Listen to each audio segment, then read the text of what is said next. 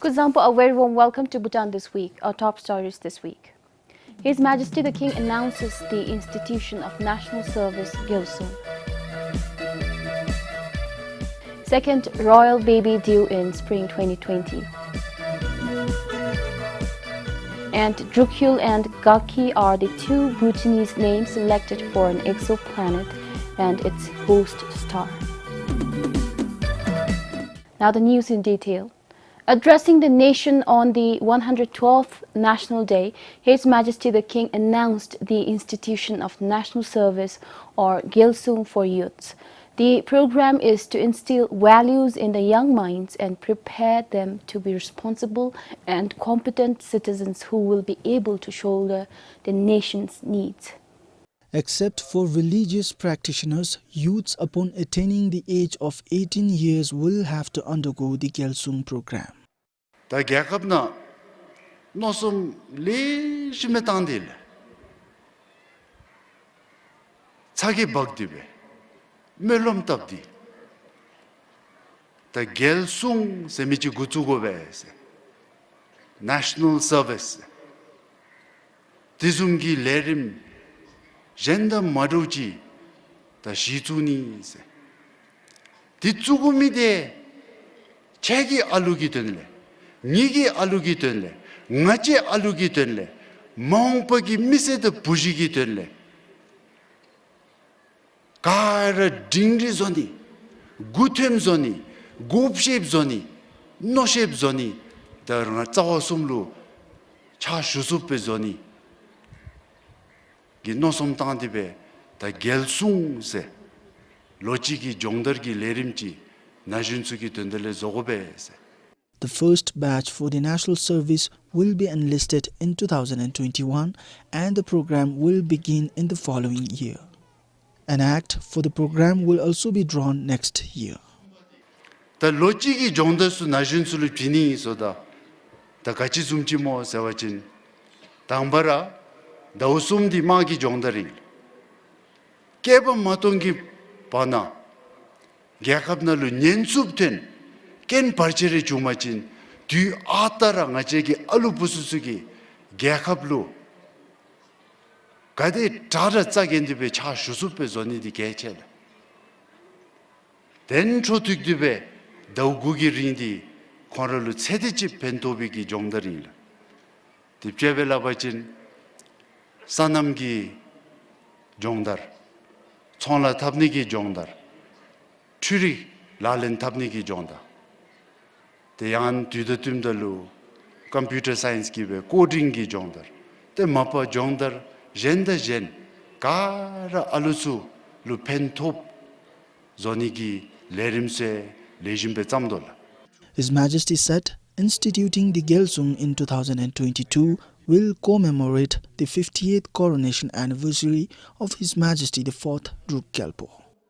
Geb zebigi nimale geonga ki pezum ki tawadi shizu chalasu zejil namlo nikdong kechini di longapchu khoroi gi duchinil dati kaneba chachibi gi loda duchi ta tundibe de name semelejimiasi. In the royal address, besides the National Service announcement, His Majesty shared concerns of a small landlocked country and opportunities needed to explore. His Majesty also touched on youth-related issues and called for a 21st century economic route map. This is Pasandoji for BBS News. And hearts rejoiced and exulted, and the crowd broke into rapturous applause as His Majesty the King announced the news of second royal baby at the National Day celebrations. The news brought an added significance to the day. Prayers, best wishes and congratulations poured in from across the country for their majesties. Tuji jitenda ngara nameseme kewa zainla. Dada jobara jiminamgilu pinchechi wani imbala.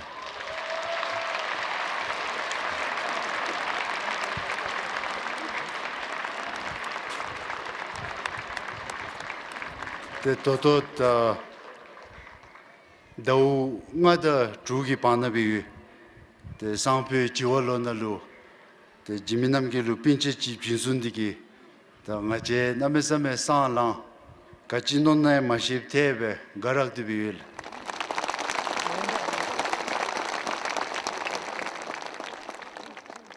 Filled with profound joy, the royal baby fever grips the country once again.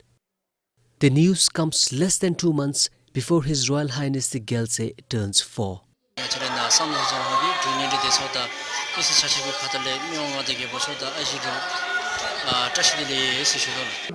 Their Majesties are expecting the second royal baby.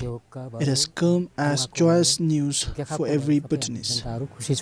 We are very thrilled and excited about this, and we are eagerly waiting for this moment to come.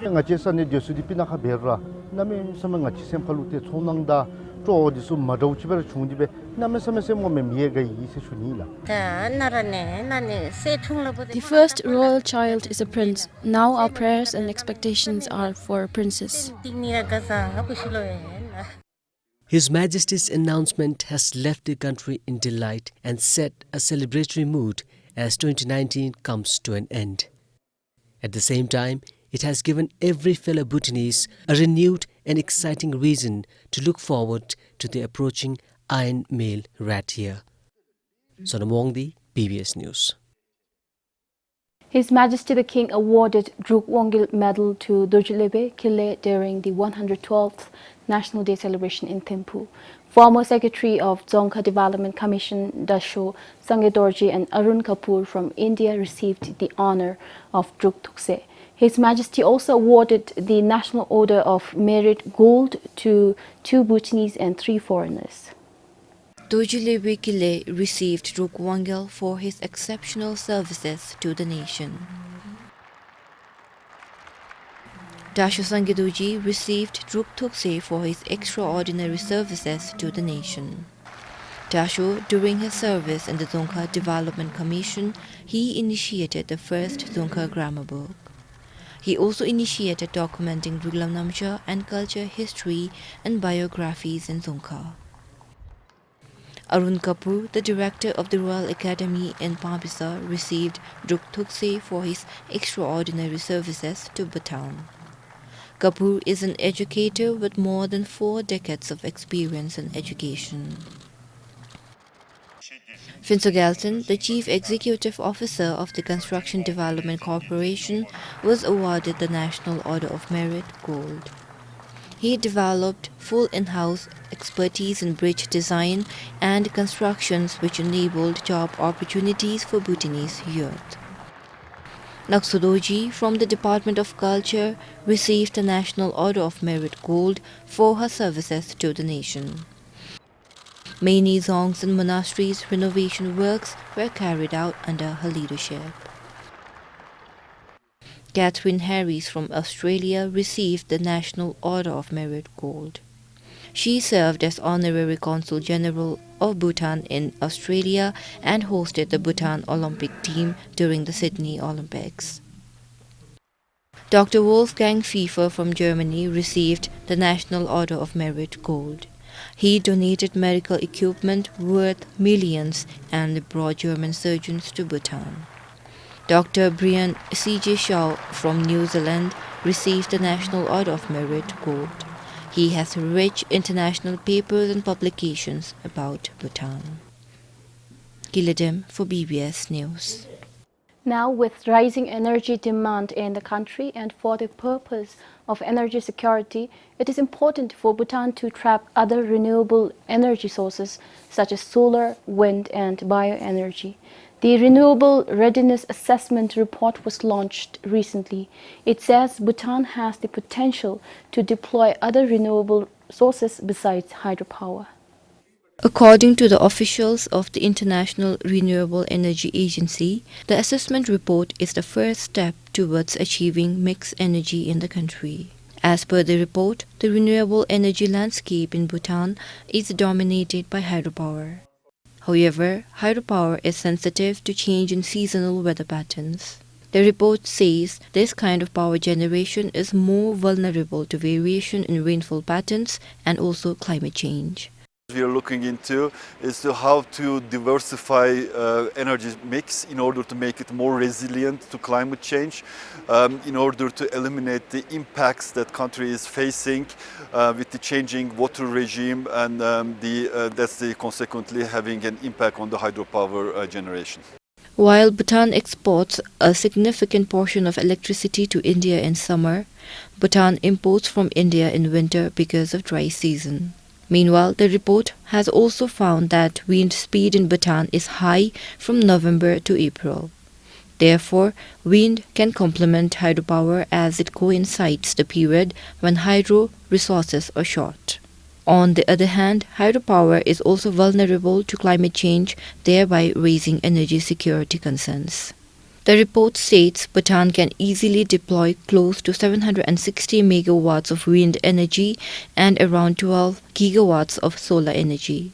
The report also provided recommendations for a smooth transition towards renewable energy, such as strengthening policy and regulatory framework, enhancing capacity, skills and awareness. Kiladem for BBS News. With increasing number of constructions happening, putting in place safety measures at work site and practicing safety culture is still a challenge. This was the highlight at the third seminar on construction safety. The Works and Human Settlement Ministry, in collaboration with Japan International Cooperation Agency, organized the day-long event. Bhutan recorded over 40 construction accidents last year, of which almost half were fatal. The number could be higher as many cases go unreported. Speaking at the seminar, Labour Minister Ugendoji said such figures reveal the urgency to put to practice safety measures in the construction industry. So it's of utmost importance that all of us take this very seriously and ensure that those who are engaged in construction sites, those who work as construction workers, are safe and healthy. But the lack of safety measures in the construction sites is not only a threat to the workers themselves, it's a threat to the general public. Talking about the current situation, the Director General of Department of Roads said awareness in the construction industry is still limited and safety is not a top priority. The focus is more on quality, cost and progress of works. The reason why safety is not picking up is because, especially in a government construction, we do not normally have good construction safety guidelines. That is one. And the other thing is the cost of occupational health and safety is not included in our estimates when we do the estimates. And also it's also not included in the BOQ. BOQ is the document where the contractors quote their price. So we do not have a provision to have the cost of occupational health and safety in the BOQ. Later when we implement the contract, it's very difficult because we cannot, they have not quoted for it, so we cannot enforce it.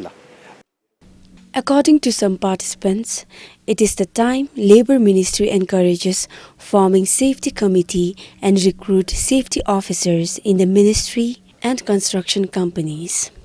As of now, of around 90 construction companies with a safety committee, only 3 are active.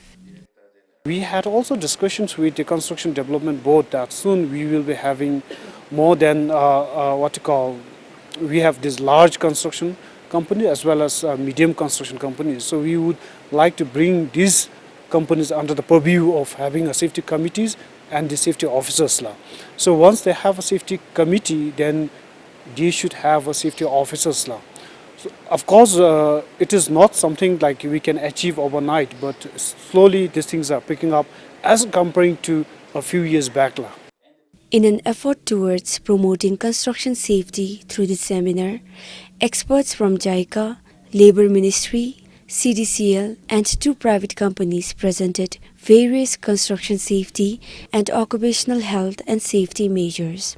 Over 80 participants from government agencies, corporations, private companies involved in construction activities attended the program. For Pema Thawang, Pema Saldun, BBS News.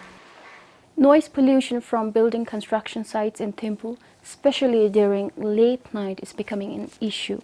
And this is happening despite having a rule in place which prohibits construction work noises from 9 p.m. to 8 a.m. The rule came into force in August this year. Thimphu Thomde has been receiving complaints of late-night disturbances from construction sites informally. It became more frequent during the school exam time. The noise from construction sites at night is disturbing. Loud noises wake us up in the middle of the night. This is frustrating as we cannot go back to sleep. There are machines working and its loud sound disturbs our sleep. With children at home, the situation is worse. They are not able to sleep. It is inconvenient when we fall sick. The laborers working at the site make a lot of noise. Thomde officials said there are no specified penalties for those failing to comply with the Thomde's rule. However, residents can take the matter to police. For every complaint received, we asked the complainants to inform the police because we already have a rule and the public has been notified about it as well. The police will take appropriate actions. And if people are still adamant, we will take another measures. Since the Thomde approves the construction, we will cut electricity and water supplies for those who do not abide by the rule. Today, there are over 600 ongoing building constructions in Thimphu. Giledim for BBS News. The Office of the Attorney General forwarded the Bhutan Employment Overseas case to Thimphu District Court. 11 BEO staff, including its 2 proprietors, have been accused of forgery, larceny by deception, and aiding and abetting. The proprietors are charged with forging of bank balance, pay slip, and larceny by deception for illegally deducting 7,500 Newton as translation fee from each student.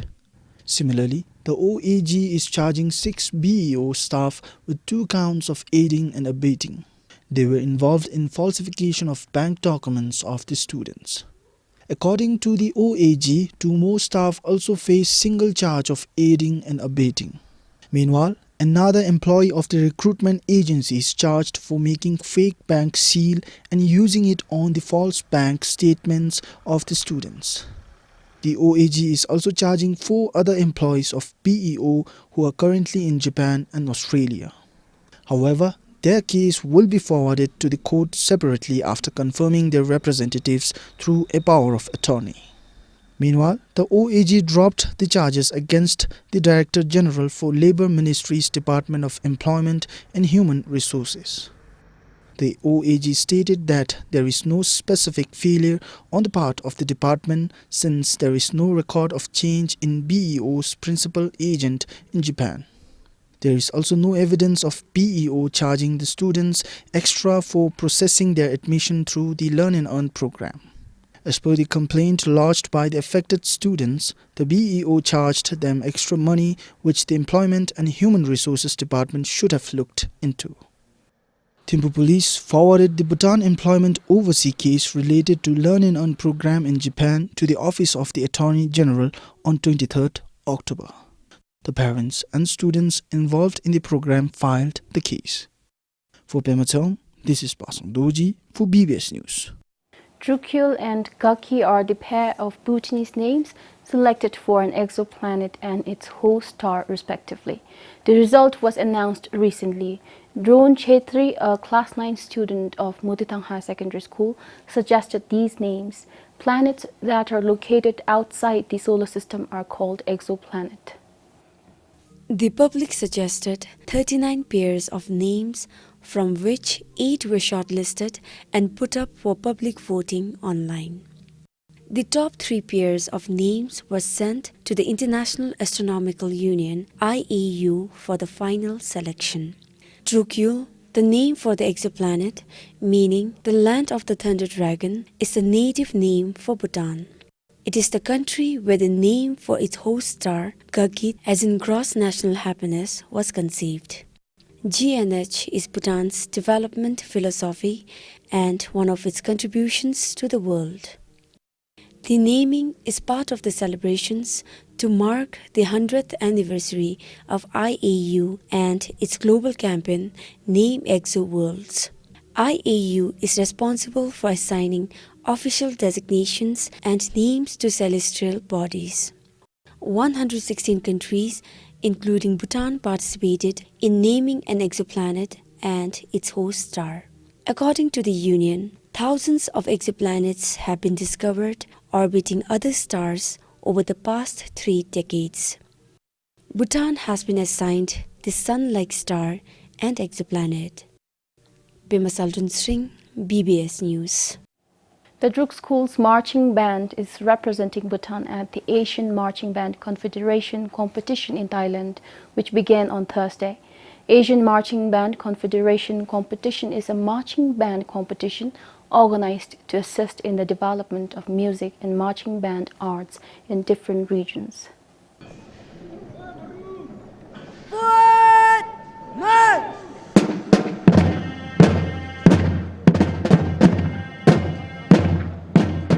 These group of 22 students from Druk School in Thimphu will be Bhutan's representative in its first appearance at the competition.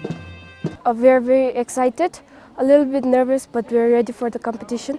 We've been practicing for the last 3 weeks, and we also practiced in the summer breaks after we were done with our exams, and now we're ready for the big competition.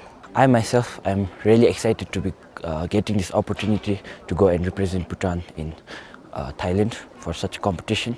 We are the first group to be actually representing Bhutan in such a competition, so I feel it'll be a very great learning experience for us, and we are all really looking forward to it.